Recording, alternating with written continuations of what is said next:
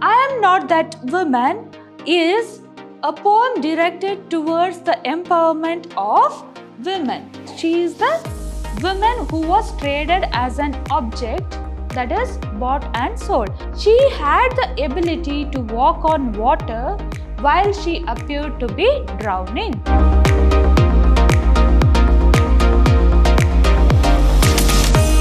Welcome dear students. I am Mrs. Reena, lecturer, Department of English at Vidhyaashram First Grade College, Mysuru. Today, in this session, let us discuss the poem I Am Not That Woman of second semester B.C.A. So here we will be going through the introduction to the poet, introduction to the poem, summary of the poem, theme, and the literary devices used in this poem. So here it is the introduction to the poet. So the poet of this poem is Kishwar Nahid. So she is a Urdu feminist poet. She was born and brought up in India and she moved to Pakistan during the partition. So while moving from India to during the partition, she saw the sufferings of the women with her own eyes, and which left a deep impression on her and inspired her to become a feminist. Then she has won several awards for her poems. So now moving on to the poem, I Am Not That Woman is a poem directed towards the empowerment of women. Through examining the treatment many Eastern cultures uphold towards the female race, Nahid boldly concludes that women are being oppressed and they deserve to be respected.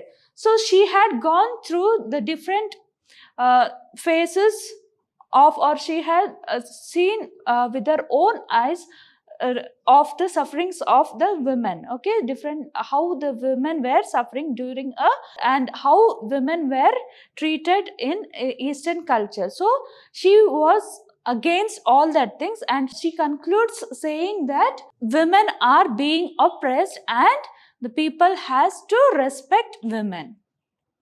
Again, I Am Not That Woman is a poem that contrasts both the explicit and discreet ways in which women are oppressed in the society. Next, through a partial feminist lens, Nahid makes the point that women deserve respect and they are not commodities. She says that all women needs respect, and she is saying that they are not the commodities or the things.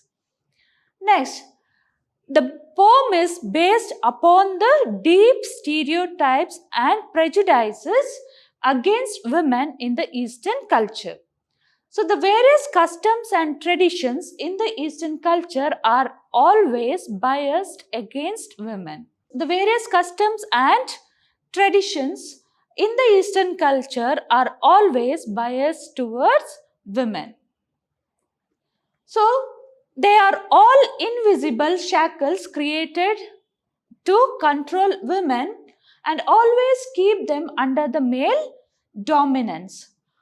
All done in the name of protecting women. So here she speaks that all the things, whatever the men are, so she's saying that all the rules and regulations, all the cultures and traditions are the shackles created to control women and keep women under male dominance. And she also says that it's all done in the name of protecting women. So these stereotypes and customs are picked up and mocked upon by the poet in this poem. So here the stereotypes, all the stereotypes and customs she has picked up and she has mocked upon in this poem. Next, let me recite the poem for you. I am not that woman selling your socks and shoes. Remember me, I am the one you hid in your walls of stone while you roamed, free as the breeze, not knowing that my voice cannot be smothered by stones. I am the one you crushed with the weight of custom and tradition, not knowing that light cannot be hidden in darkness. Remember me. I am the one in whose lap you picked flowers and planted thorns and embers, not knowing that chains cannot smother my fragrance. I am the woman whom you bought and sold in the name of my own chastity, not knowing that I can walk on water when I am drowning. I am the one you married off to get rid of a burden, not knowing that a nation of captive minds cannot be free.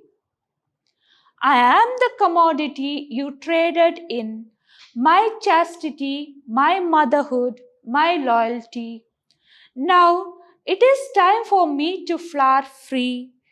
The woman on that poster, half naked, selling socks and shoes.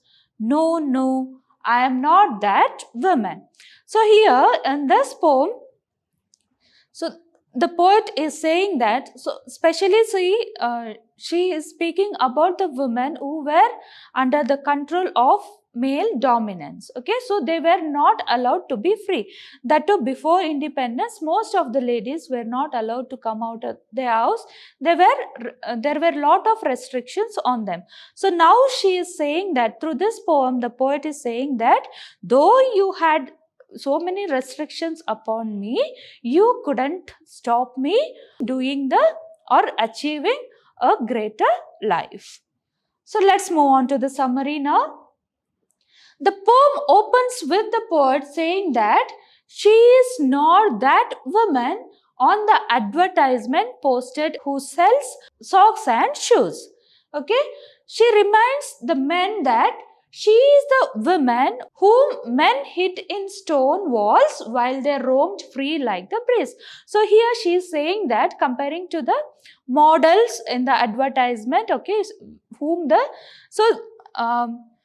she's saying that she is not that woman which the men see in the advertisement, and she also says that she reminds the men that she was the woman who was hid behind the stone walls. Okay, she was woman who men hid in stone walls. That means she was not allowed to come out of their house. Okay, the woman was not allowed to come out of their house. She was protected inside the house. So only the women were staying at home, but at the same time the men used to roam around.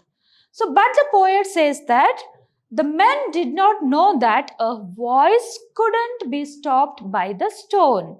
Okay, she is saying that, so though she was hid in the stone walls, or she was kept inside the house without allowing her to be free and come out of the house, she is saying that though you did that, you didn't know that you were.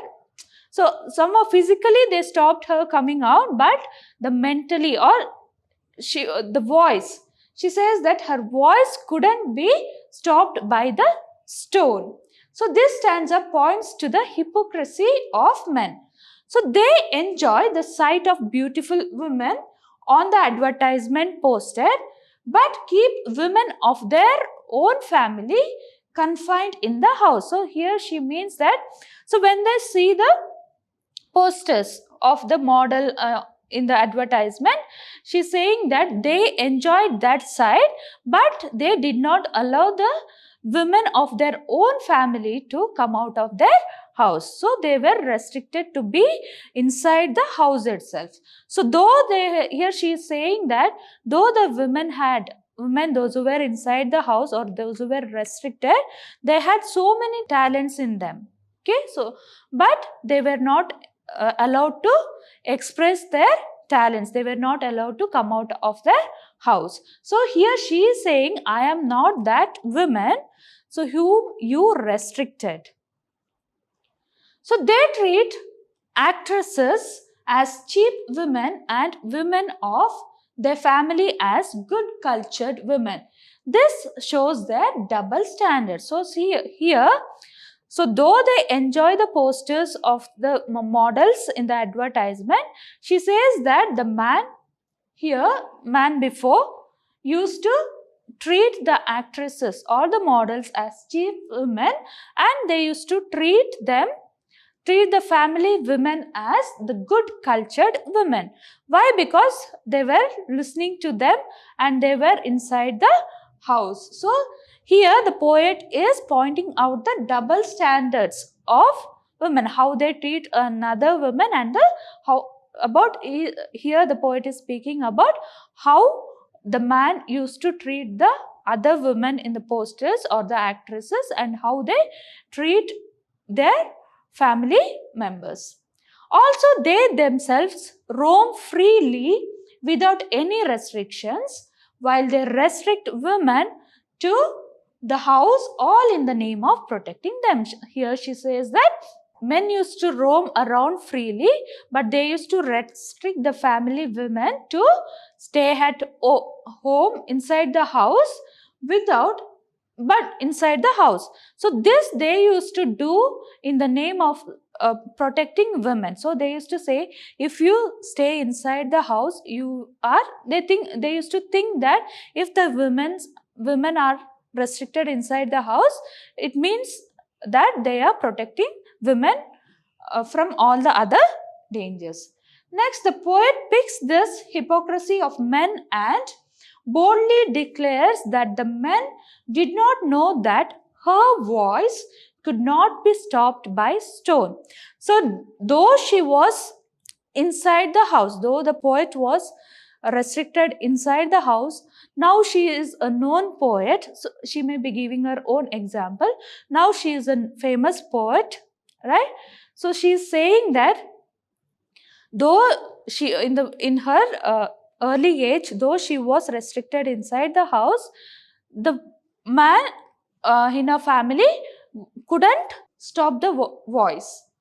So meaning that the restriction did not stop her from raising questions and demanding her freedom.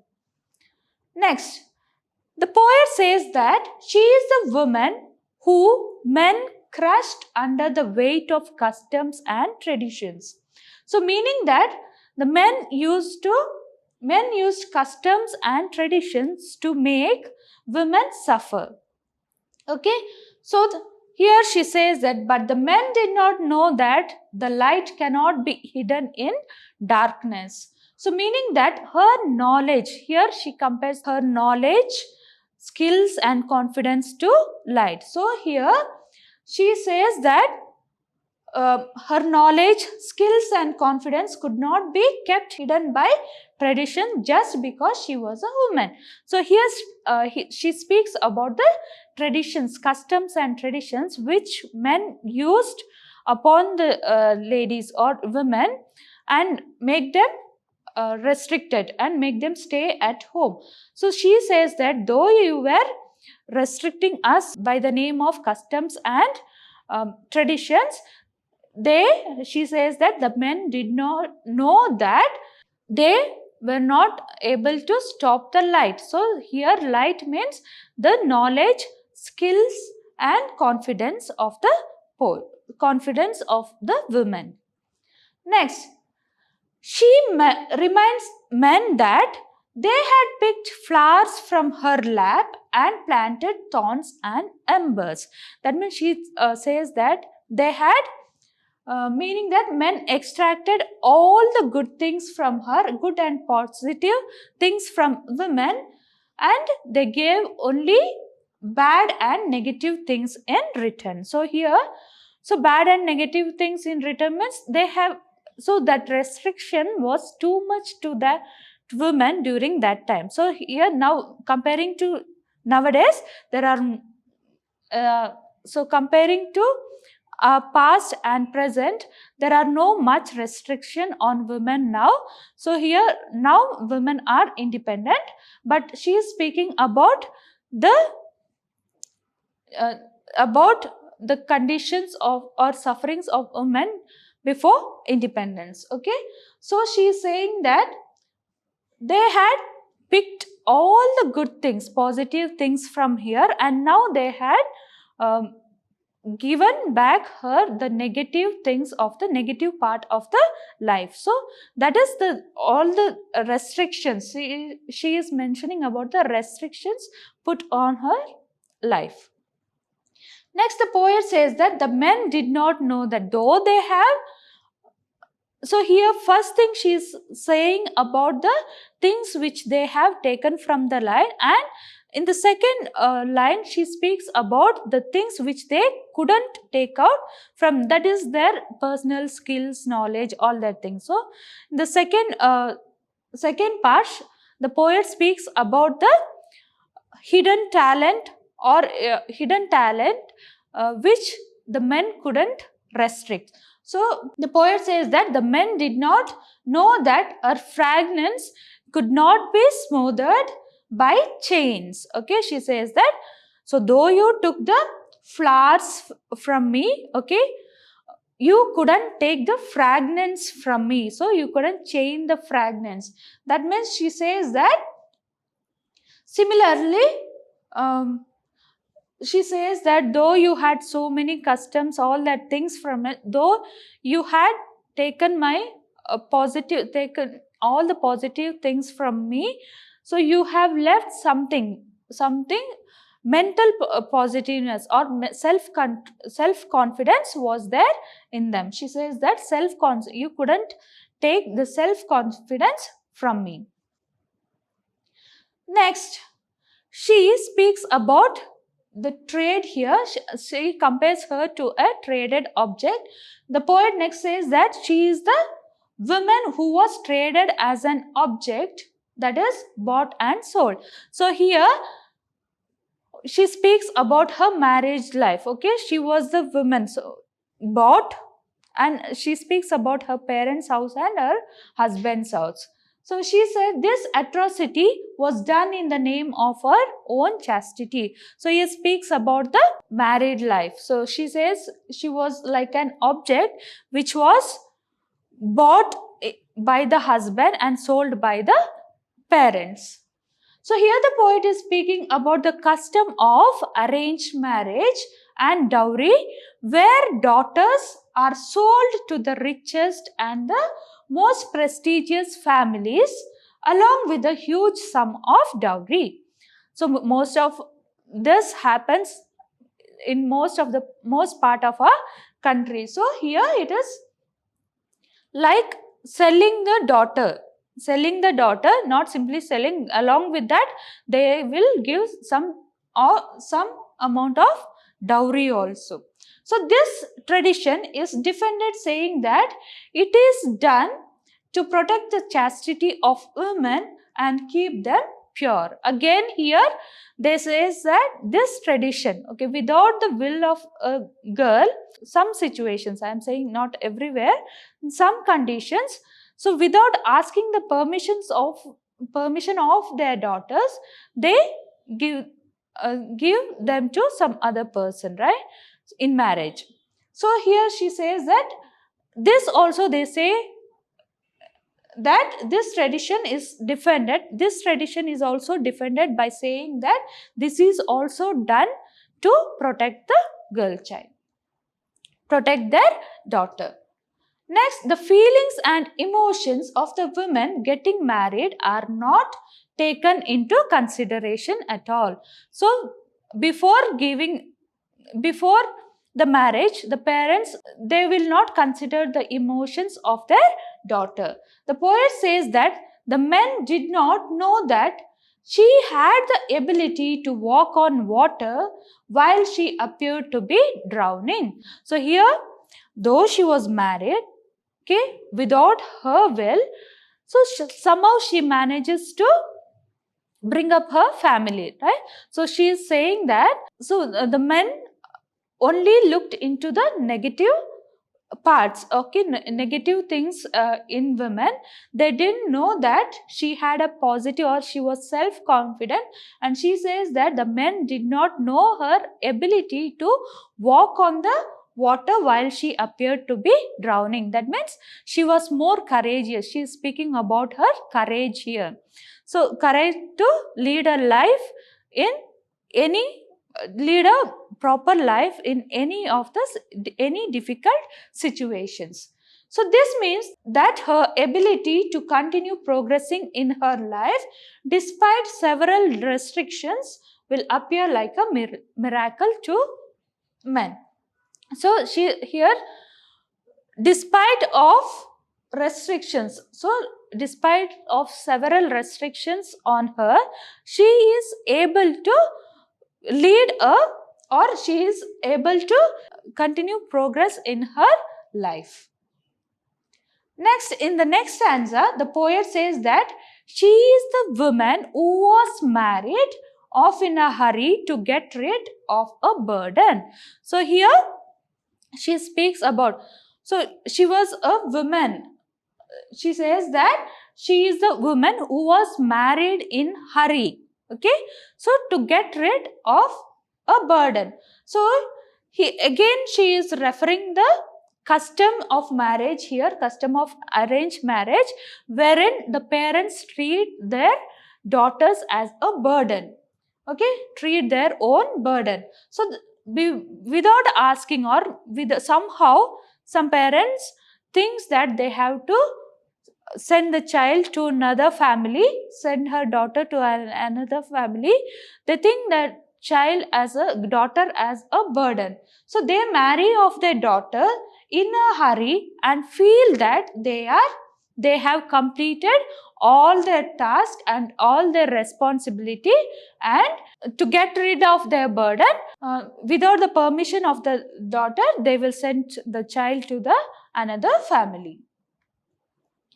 Next, the poet says the parents do not take their daughter's opinion in that matter. The daughter is an liability for her parents, not a lovable child. So here the poet is saying that, so here the daughter is a responsibility or the burden to her parent, but she says that she is not a lovable child. The poet again says that the parents who do this must know that a nation of captive minds are never be free. So all those who have this mentality, they will remain, they won't be independent. So always their minds can never be free. Their minds will not be free. So those who have this type of mentality, those who think their daughter as a burden, so they won't be free. They can't live a independent life, and they won't be free in their minds. So it implies that a nation which is full of narrow-minded and backward people can never be truly free or independent. So here the poet stresses that we should take all this customs, and we should be free from all these customs and traditions which were followed by our ancestors. So the parents may think that they are free once they have married off their daughter, but in the reality, they are the prisoners of their own small minds and narrow thinking. They may be thinking that now they are free, and now their responsibility is done, marrying off their daughter. So here the poet says, now the reality is they are the prisoner. They are not free now. They become prisoners of their own small minds and their narrow thinking. Next, also a nation filled with such people can never be independent and prosperous. So if we have this narrow-minded or narrow-thinking people in our nation, she says that the nation filled with such type of people will not be independent and cannot be prosperous. So even though it may be free from foreign rule, so From the foreign rule, we might have got independence, okay, but inside, if we have such type of people, a woman cannot live independently in that country.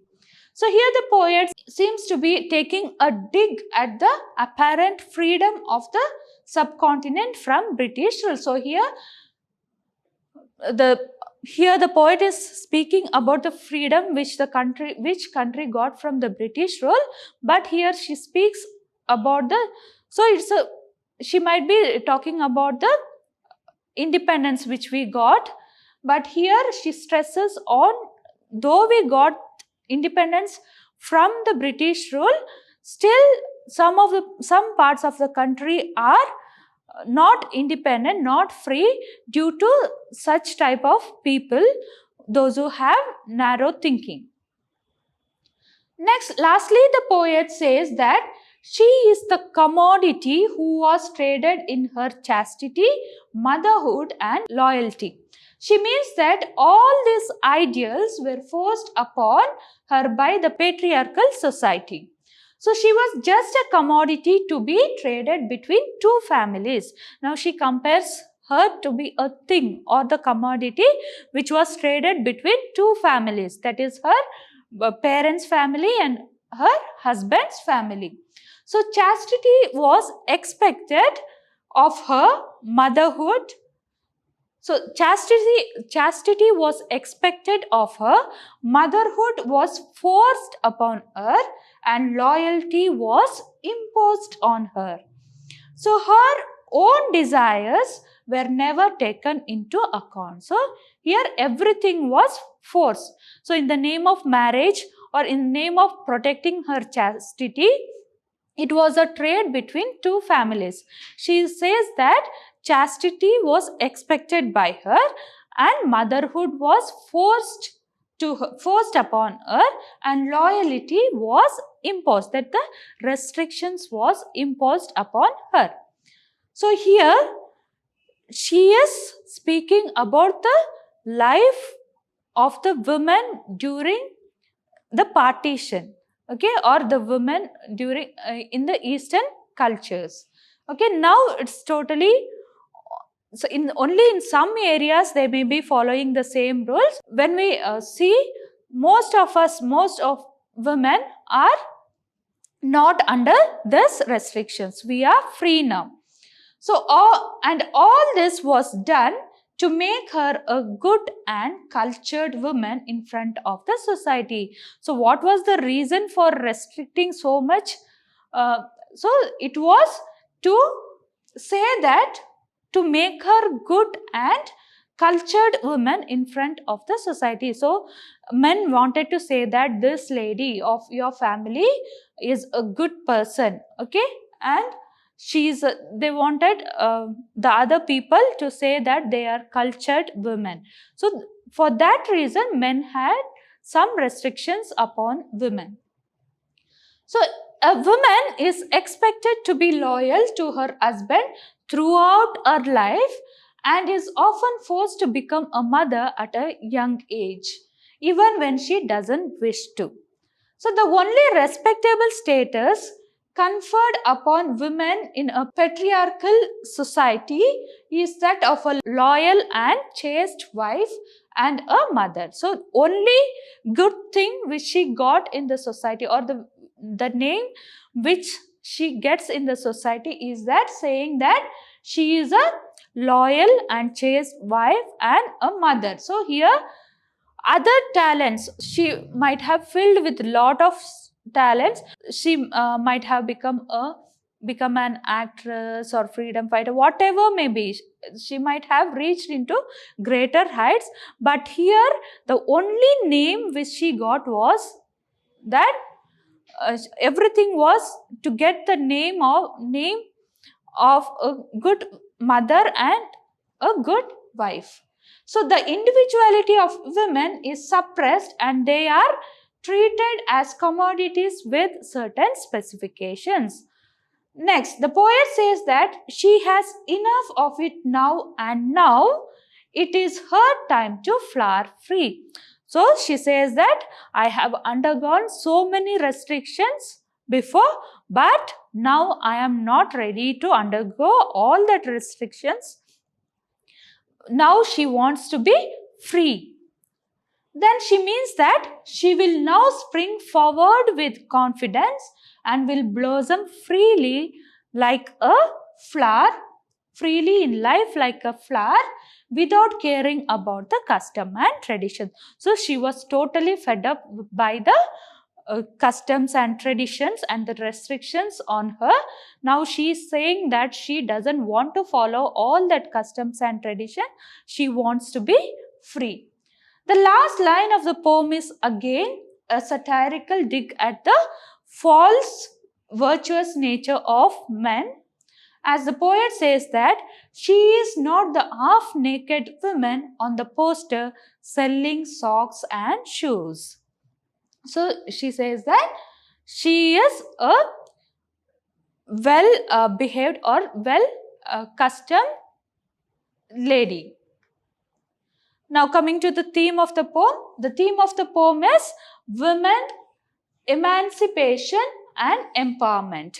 So the poet picks upon the prevailing regressive notions about women. Okay, so she speaks about all the negative custom and traditions which were imposed on the ladies or the women. So, and she mocks them and bravely declares that such backward notions can no longer be used to shackle women.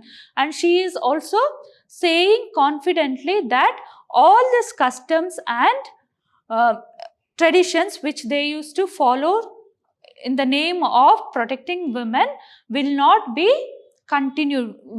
It can't be continued again. The poem proclaims that women have enough strength to rise and live their lives on their own conditions without the need to conform to any outdated norms. So she is saying that now women are more confident and they are capable of taking care of their own lives. So coming to the literary device, here we can see the imagery. So poet uses a few but powerful allegories to put her point across. So the allegories used in the poem are all real and grounded. So they stimulate the reader and give a clear vision of what the poet wants to say. So the image of women on a advertising poster is used to call up and mock the hypocrisy of men. That is how they used to treat the women or actresses and how they used to treat the women of their families, and the double standards with which they treat women. So they used to treat the outside women in different way and the inside their family women in different ways. Next, the restrictions put upon women are compared to stone walls, heavy weights and chains. Next, the sufferings which women are subjected to are compared to darkness, thorns and fire embers. Okay, so the restrictions are compared to stone walls, weights, heavy weights and chains. Okay, then the suffering of women are compared to darkness, thorns and fire embers. Next, words like free breeze, then light, flowers and walking on water are used to convey freedom and liberty. Okay, so all these words were used to convey the freedom and liberty. So hope you all understood about, and this poem was about women empowerment and emancipation. Okay, so this was about the sufferings which women went through during the partition or previously before independence. In the next session, let us discuss the poem Remembrance. Thank you all. Stay safe and healthy.